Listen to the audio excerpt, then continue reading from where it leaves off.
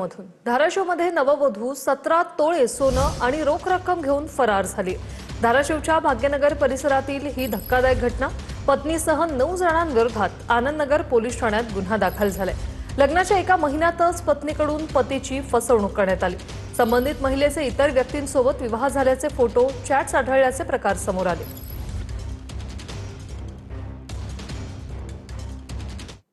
आणि आता बातमी संभाजीनगरमधून।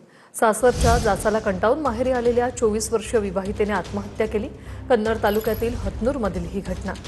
पतीसह सासू सासऱ्यांवर आता गुन्हा दाखल झालाय।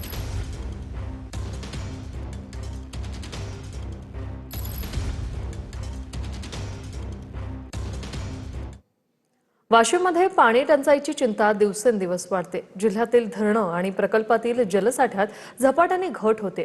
वाशिममध्ये पाणी पुरवठा करणाऱ्या एकबुर्जी प्रकल्पात सध्या 13.78% पाणीसाठा शिल्लक आहे। जिल्ह्यातील सर्व लघु, मध्यम, मोठ्या प्रकल्पातील जलसाठा 11.58% आलाय।